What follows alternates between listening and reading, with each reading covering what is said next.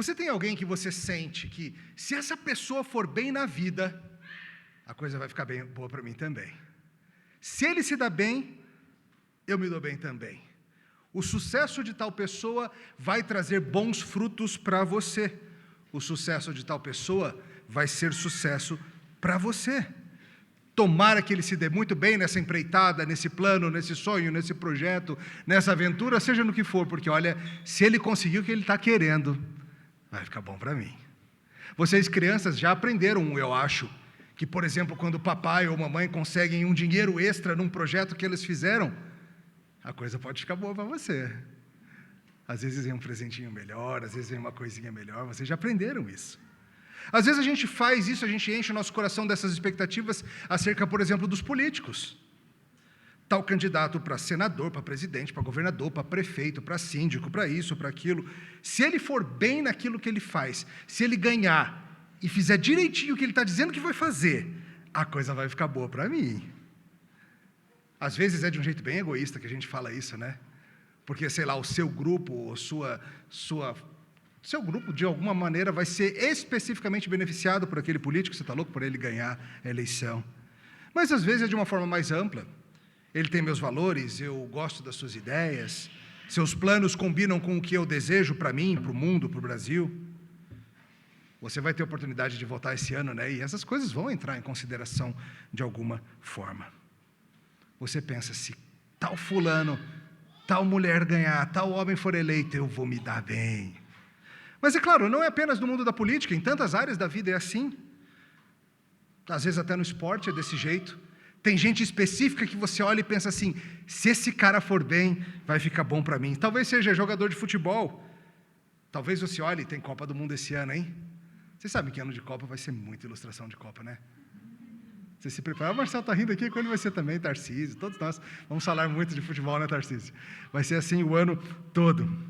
Talvez você não queira apenas que o Brasil ganhe o Hexa, você quer que seja uma vitória com fulano brilhando, para provar que você estava certo acerca do futebol do fulano, ou porque ele veio do seu clube de coração, ou quem sabe porque ele tem um tipo de jogo que ilustra bem o que você espera para o esporte.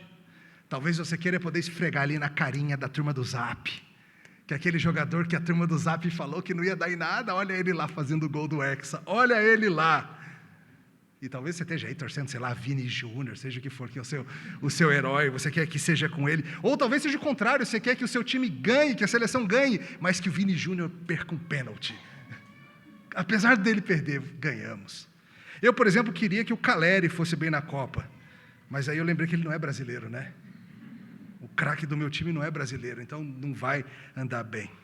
Mas sabe, muitas vezes é assim, a gente sabe que se meu pai, se minha mãe forem promovidos, se tal coisa andar bem para eles, vai escorrer para mim também, vai filtrar aqui para mim. Quem acha ruim que um plano feito para seu benefício dê certo? Quem acha ruim que um projeto conquistado, um triunfo adquirido, que tenha bons resultados para você, ande bem? Quem não pediria ao Senhor por proteção para aqueles que lutam por Ele? Quem criança não pede para Papai do Céu que traga em segurança o papai ou a mamãe daquela viagem ou do dia de trabalho? E do outro lado também, que pai e que mãe não olham para o triunfo dos seus filhos crescidos e sentem um santo orgulho e se agradam e se alegram do que vem para eles por causa disso? O nosso salmo é sobre isso, sobre desejarmos que alguém vá bem, especificamente o rei. Desejarmos que o rei que nos representa e que luta por nós se dê muito bem nos seus projetos. Porque olha, amigo, se ele conseguir o que ele quer, vai ficar bom para a gente. Vai ficar bom para a gente também. Hoje o nosso salmo é sobre esse anseio, sobre nós clamarmos a Deus pelo Messias, pelo Rei Messias, pelo ungido, que nos protege, em quem nos alegramos e em quem nos gloriamos. Simples assim, no nosso coração devemos clamar a Deus pelo triunfo do Rei Messias, sabendo que a coisa fica muito boa para a gente quando Ele faz o que Ele quer. Vamos ver isso em 3 partes. Primeira delas, o nome de Deus protege o rei, e assim protege os seus súditos. Versos 1 a 3. O Senhor te responda no dia da tribulação. O nome do Deus de Jacó te eleve em segurança. Do seu santuário te envie socorro e desde Sião te sustenha. Lembre-se de todas as tuas ofertas de manjares e aceite os teus holocaustos. Nós estamos aqui em nossos estudos dos Salmos. Este Salmo 20 e o 21 tem uma conexão muito interessante. Os dois são salmos que falam acerca do rei. Eles se complementam. A gente vê esse aspecto hoje. Semana que vem, se o Senhor permitir, eu trago a complementação no Salmo 21. Como diz um comentarista chamado Johnston, é um salmo dado para ensinar as pessoas a terem esperança no ungido. O coração do Salmo 20 é a confiança de que Deus vai salvar o seu ungido e vai lhe dar vitória. Ele também é conectado ao que o pastor Marcel pregou semana passada, Salmo 18. O Salmo 18 testifica que os pedidos daqui são cumpridos. E esse é um salmo muito interessante, um salmo escrito pelo rei, para ensinar o povo a clamar a Deus pelo rei. Não é interessante isso? O rei Davi escreve um salmo ensinando o povo a liturgicamente usar essas orações em favor do rei.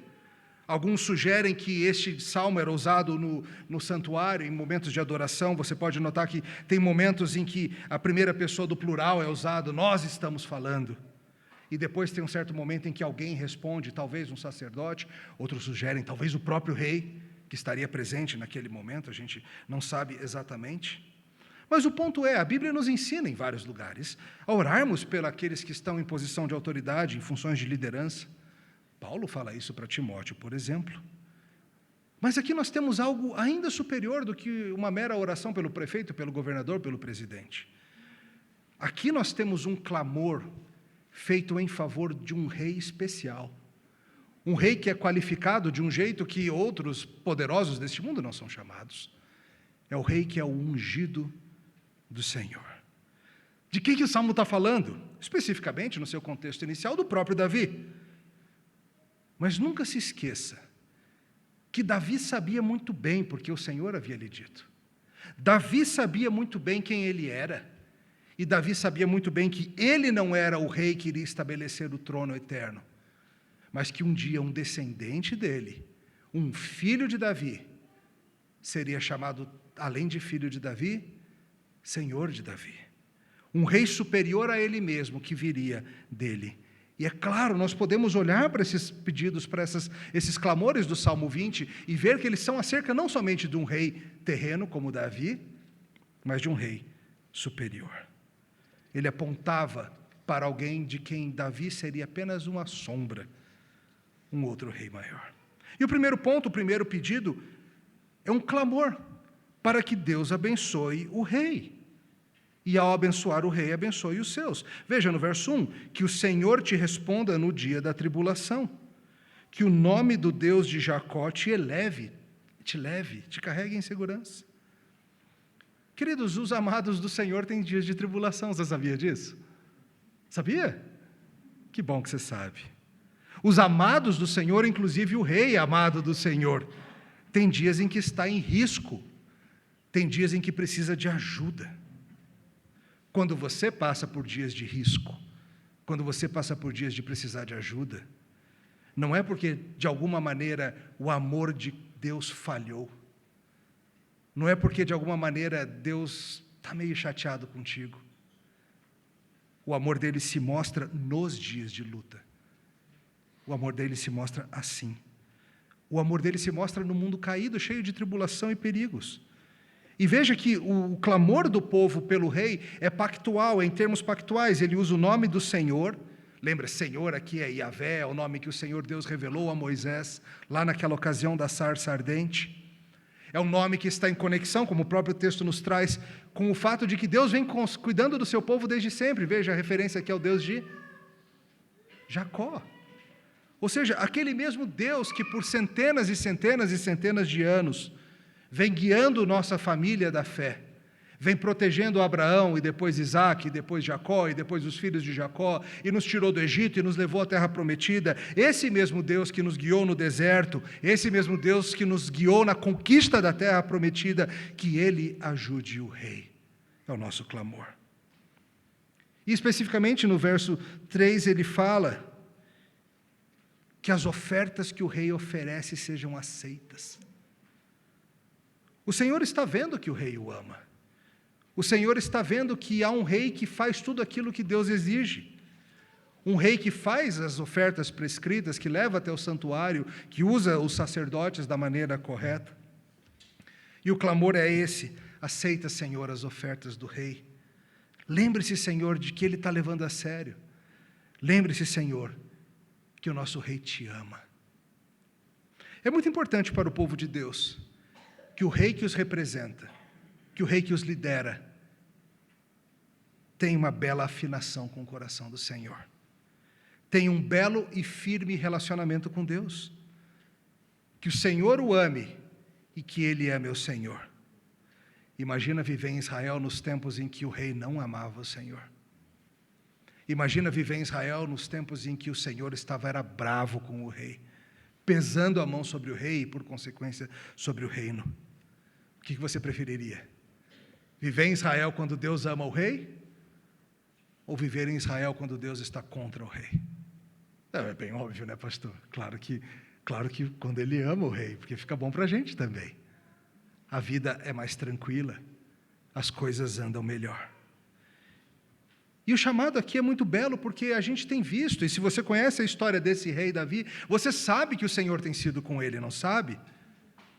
Foi o nome do Deus de Jacó quem protegeu Davi abundantemente. Quando ele lutou com feras, ainda pequeno. Quando ele lutou com Golias, diante de quem qualquer um seria pequeno. Quando ele fugiu de Saul, uma cabeça maior do que qualquer outro em Israel. Pastor Marcel nos lembrou de várias dessas ocasiões, semana passada, inimigos do próprio país, inimigos de fora do país, inimigos dentro da família, inimigo para todo lado. Se não fosse o Senhor protegendo Davi, a sua vida teria chegado ao final bem rapidamente. Fosse por mordida de leão, fosse por lança de gigante, fosse por lança de rei doido, fosse do que fosse. E sabe, queridos, esse clamor do povo pela proteção para com Davi se mostra de uma maneira ainda mais gloriosa quando a gente fala do outro rei, o rei para quem Davi aponta. Porque o rei Messias, Jesus Cristo, precisou ser protegido de ainda mais perigos do que o próprio Davi, não é verdade? O ungido do Senhor, o Messias prometido, ele levou uma vida de grande risco. Lembra quando bebezinho? O que aconteceu? Tinha um rei tão maluco e tão doido por acabar com ele, que mandou que na cidade toda matasse os nenéns. Que assim ia acabar pegando o certo, né? O nível de loucura envolvido nisso, o nível de maldade envolvido nisso. Quero a morte de um nenenzinho, mando matar todos. É um nível de maldade que talvez a gente já tenha se acostumado com a história, a gente não fica tão chocado mais. Mas o nome do Senhor o protegeu. O nome do Deus de Jacó era com ele. E um anjo avisou sua família e eles fugiram dali, deram no pé. Foram para o Egito, ficaram um tempo até serem avisados de que era seguro voltar. Voltaram, foram para a região norte do país, onde a coisa era menos intensa. Era mais seguro para o seu crescimento. Lá ele cresceu nos caminhos do Senhor. Lá ele começou o seu ministério. Mas ele foi começar o seu ministério e o risco voltou, não é verdade? De várias formas, de várias maneiras esse risco apareceu. Sempre tinha gente tramando contra ele. Sempre tinha gente tentando achar um jeito de pegá-lo na mentira, mas ele nunca mentia, então inventavam. Sempre tinha gente querendo de algum jeito acusá-lo de ser um traidor da nação e inventavam coisas, distorciam suas palavras. Sempre tinha gente querendo prendê-lo e fazer o que quisessem. Mas o Senhor o protegeu em todos os seus dias. O Senhor o protegeu, assim como protegeu Davi. O rei Messias foi protegido, sua missão foi cumprida. Apenas quando o plano exigia que ele sofresse, é que ele sofreu. Apenas quando o plano exigia que ele não escapasse dos malfeitores, é que ele foi preso. Apenas quando o plano exigia que ele fosse pregado numa cruz, é que isso aconteceu. Apenas quanto o seu triunfo seria morrer, é que ele morreu. E nós com isso, como que a gente entra nessa história? A gente está muito depois disso aqui, né? A gente já está no período do Novo Testamento, o Messias não está por vir, o Messias hoje não corre riscos, digamos assim, corre. O Messias triunfante nos céus governando não está exatamente em risco, está. Mas o seu povo está. Se quando Davi é protegido, os que estão com Davi são protegidos também, a gente viu isso muitas vezes, não viu? Quando Davi era livrado da morte com sua turma da caverna, toda a turma da caverna escapava junto. Quando o rei Davi era livrado de um exército invasor, a cidade era livrada junto. Hoje o rei Jesus está, claro, protegido e triunfante nos céus, mas o seu povo segue em risco. Em muitos lugares desse mundo, você sabe disso, não sabe? A igreja perseguida se espalha pela terra. E nós podemos clamar ao nome de Deus, clamar ao Senhor de Jacó, que proteja o povo desse rei. É raro a gente fazer isso, estranhamente. A gente devia fazer mais. Às vezes a gente ora uns pelos outros aqui, Senhor, protege fulano que vai fazer uma cirurgia. Senhor, protege tal pessoa que está passando por uma perseguição no trabalho. Senhor, protege tal pessoa numa viagem difícil e perigosa que vai fazer. Mas orar pelos súditos do Rei Jesus, espalhados pela terra em risco, é algo que devia estar mais nos nossos corações, e a gente precisa melhorar nisso. O Salmo nos ensina a clamar por proteção para o ungido e os seus.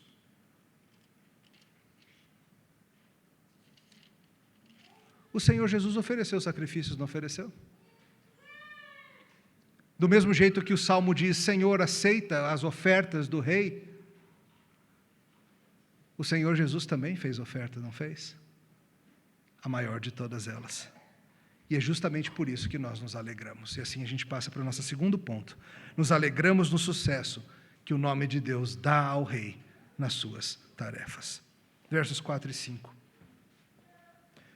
Conceda-te segundo o teu coração e realize todos os teus desígnios.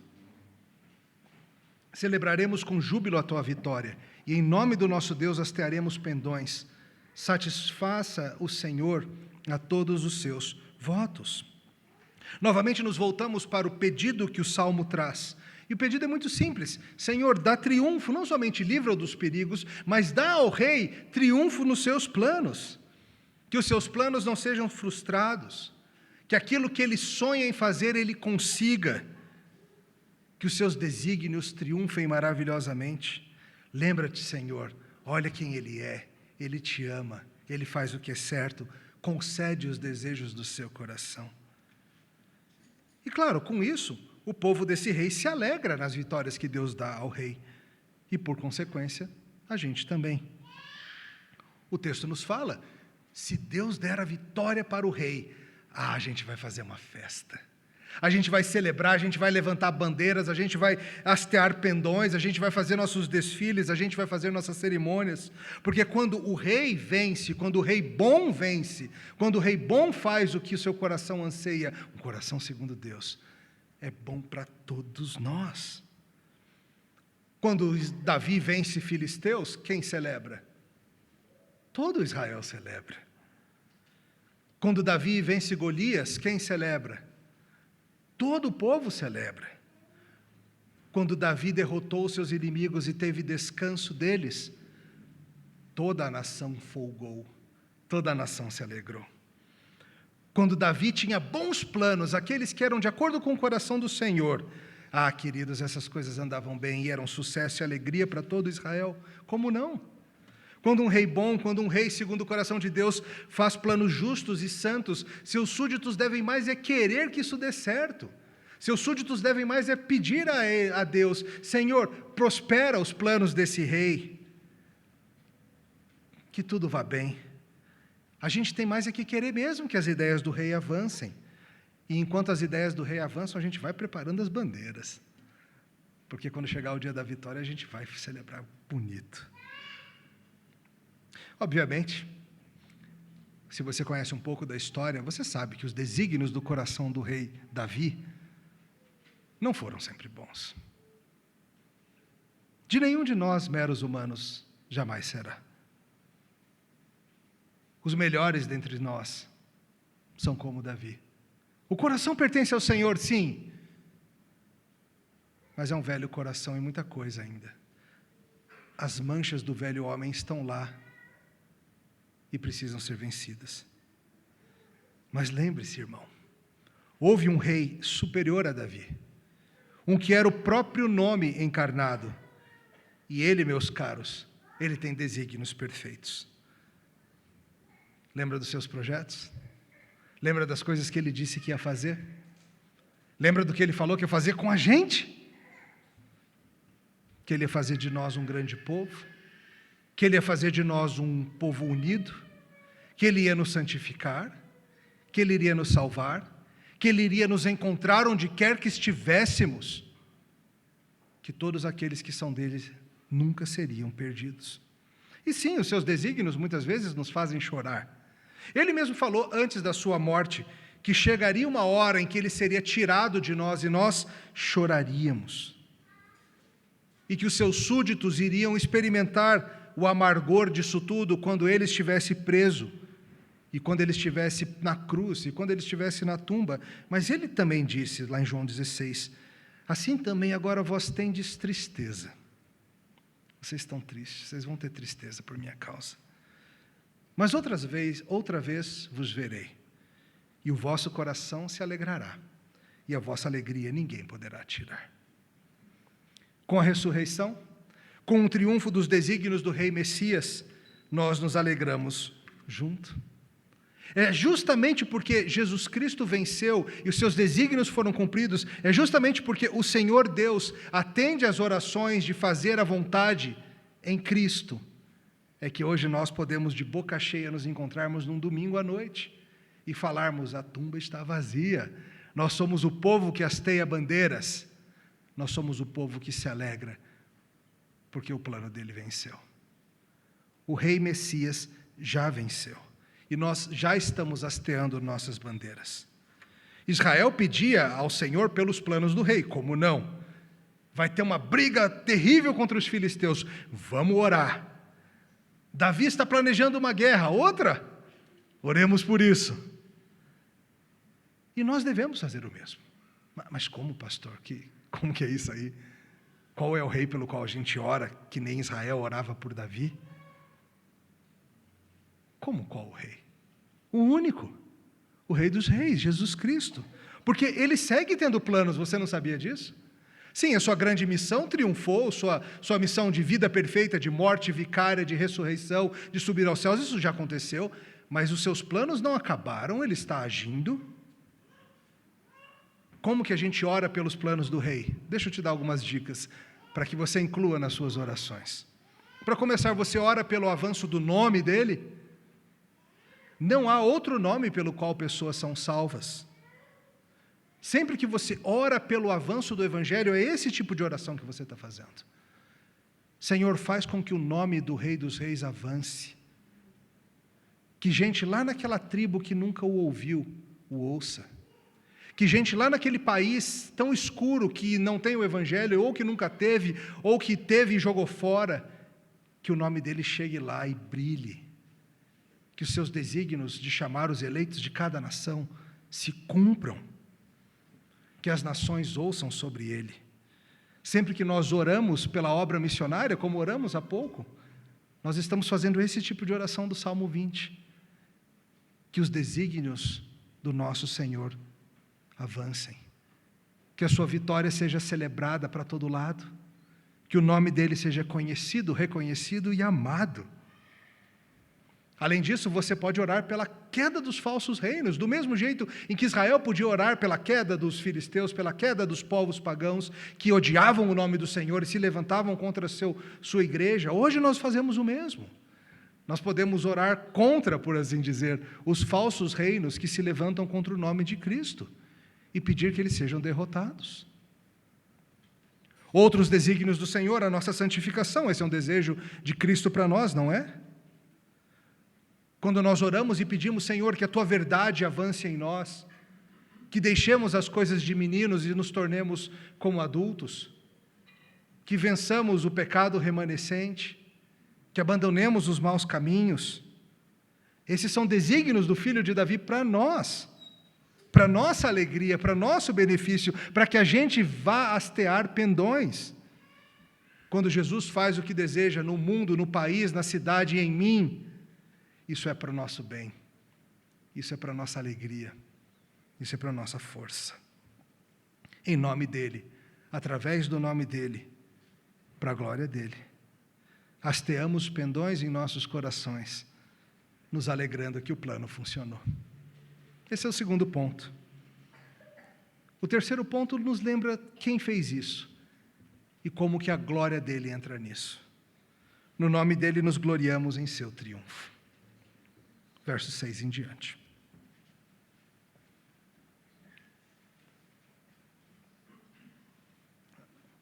Agora sei que o Senhor salva o seu ungido. Ele lhe responderá do seu santo céu, com a vitoriosa força de sua destra. Uns confiam em carros, outros em cavalos. Nós, porém, nos gloriaremos em o nome do Senhor, nosso Deus. Eles se encurvam e caem, nós, porém, nos levantamos e nos mantemos de pé.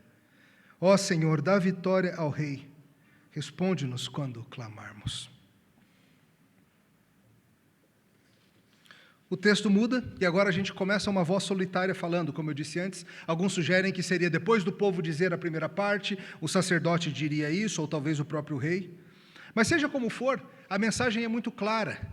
Se antes nós pedimos pela proteção ao rei, se antes nós clamamos para que os seus planos não fossem frustrados, se antes nós imploramos para que a oferta do rei fosse aceita, agora o salmo vira e fala, deu certo, aconteceu, funcionou.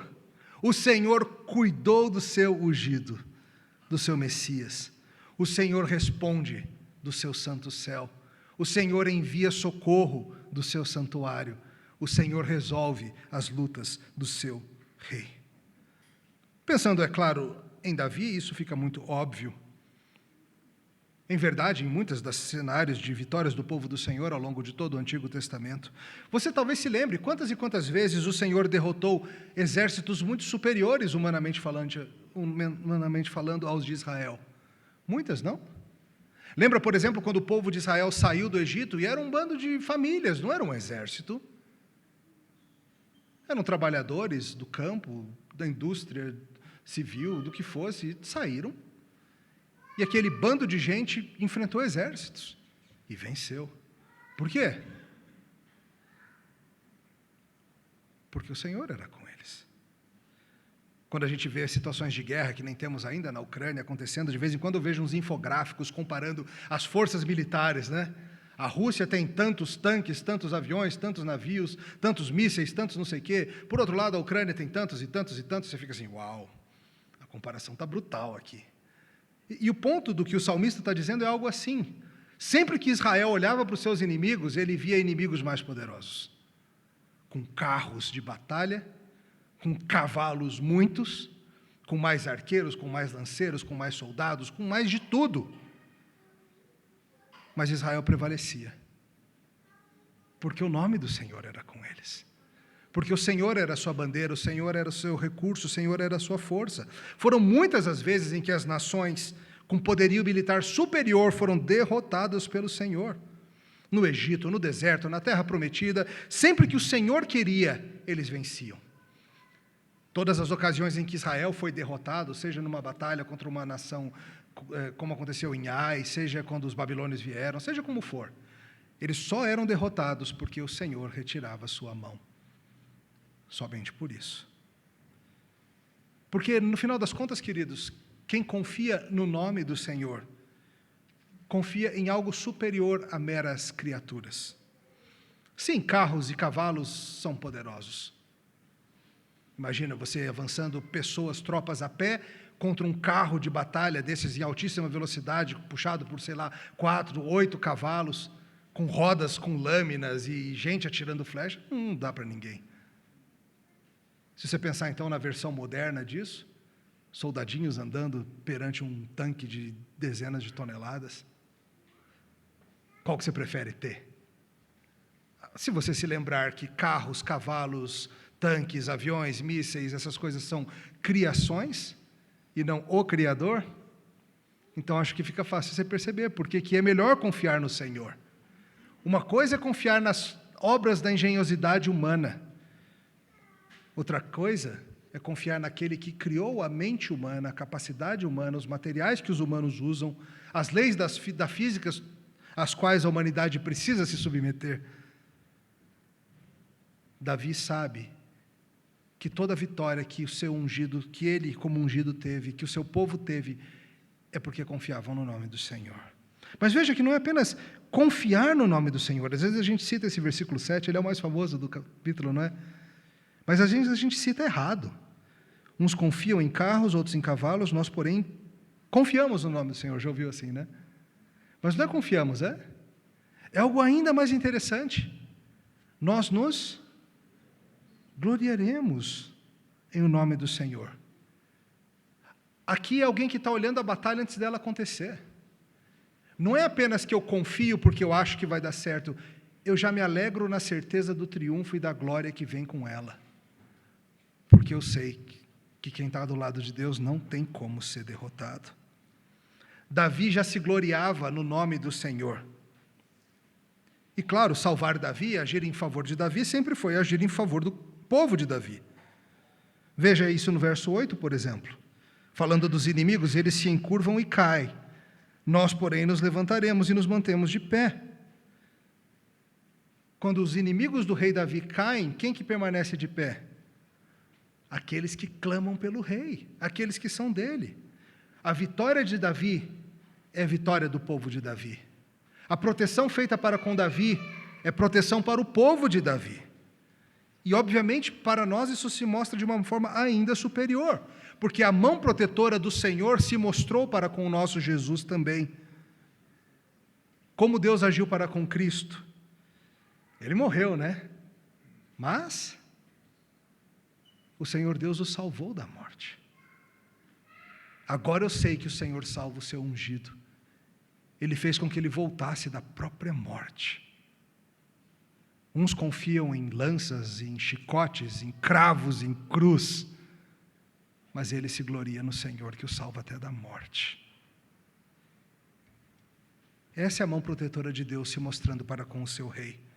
O Senhor do seu santo céu, pelo seu poder, ergueu da própria morte o rei Messias, com a força da sua destra.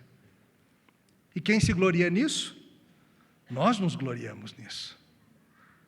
Há vários textos bíblicos, hoje nós lemos Coríntios, a Jeremias, há várias porções em que fala que nós temos uma porção de glória, sim, mas não é uma glória a qual nós alcançamos, não é o que eu, Emílio, ou você fez que te traz glória, é o que Jesus faz.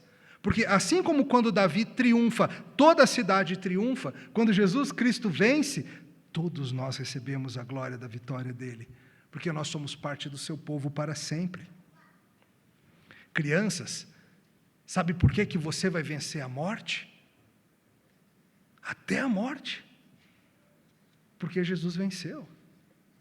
Crianças, sabem por que você vai passar a eternidade inteirinha com Deus, amando a Jesus e um mundo que Ele vai fazer novinho, todinho novinho? Porque Jesus fez isso. E ficou bom para a gente. Ele conquistou algo maravilhoso. E o resultado é para todo o seu povo. Todos aqueles que clamam pelo seu nome, todos aqueles que se gloriam nele. Vocês percebem, irmãos, que nós temos algo ainda melhor do que o povo de Israel tinha? Devia ser legal ser governado por Davi, eu acho que devia, mesmo com os erros dele. Mas nós temos um rei melhor. Nós temos um rei que ofereceu a oferta perfeita e absoluta e última. Nós temos um rei que agiu perfeitamente. Um rei cujos planos e desígnios não são manchados pelo pecado como os planos de qualquer outro rei. Um rei que age perfeitamente, um rei que é protegido por Deus Pai, que é amado pelo Pai antes do mundo ser mundo, um rei que foi salvo da própria morte, pela destra poderosa daquele que governa os santos céus. E se você se gloria nele, irmão, você permanecerá de pé diante do juízo, e você se erguerá de pé quando o mundo novo amanhecer. Hoje é dia de celebrar a vitória. É isso que a gente faz no domingo. A gente tem que pensar nesses termos. Todo domingo é dia de hastear pendões. É dia de celebrar o triunfo do rei ungido. Vai ter até comida, tá? Daqui a pouco. Para a gente celebrar o que o rei fez por nós. Se o seu candidato vencer eleições, pode ser que as coisas andem bem para você. Pode ser que não, tá? Se o seu jogador favorito fizer o gol do Hexa, você vai se alegrar e tal, mas a sua conta bancária não vai engordar que nem a dele não, tá? A sua multa rescisória não vai crescer. E você não vai ganhar novos contratos de patrocínio. Mas, meus caros, os benefícios do maior de todos se estendem a nós maravilhosamente. Porque Ele fez da gente o seu corpo, não somente sua torcida, não somente seus eleitores. Ele fez de nós a sua glória, e a glória dele é nossa. A glória que o Pai lhe deu em triunfo é nossa.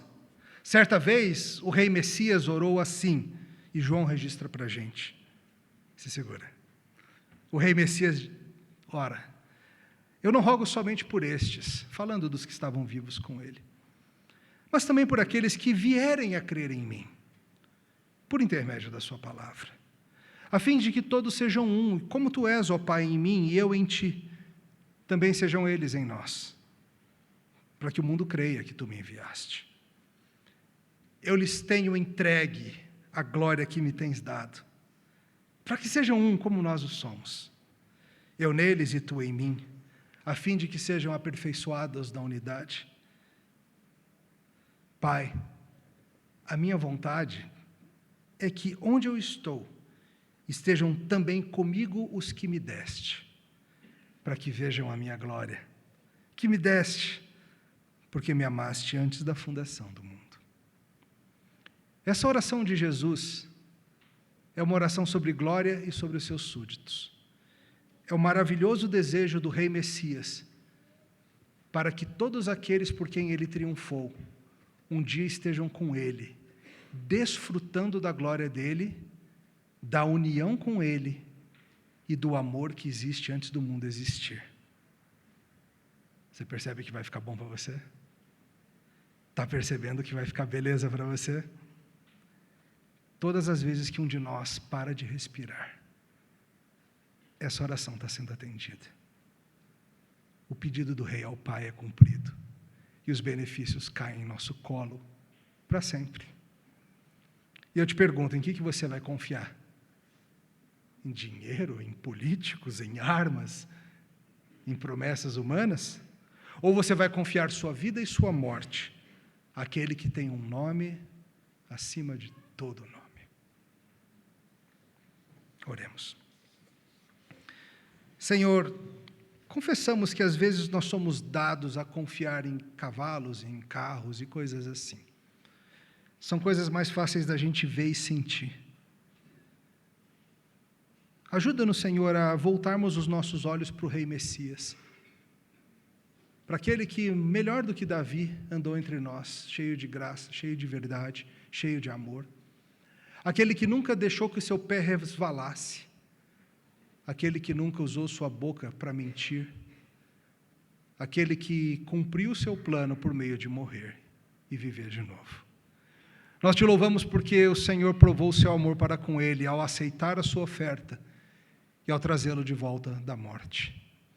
E nós te louvamos porque hoje, 2000 anos depois, já estamos colhendo inúmeros benefícios do triunfo dele. Hasteamos aqui hoje nossos pendões. Alimenta-nos, Senhor. Faz-nos ansiar pelo dia em que nos gloriaremos nele de forma perfeita e eterna. Em nome de Jesus, o Rei. Amém. Convido os irmãos a cantarmos com alegria, enquanto nos preparamos para a ceia do Senhor.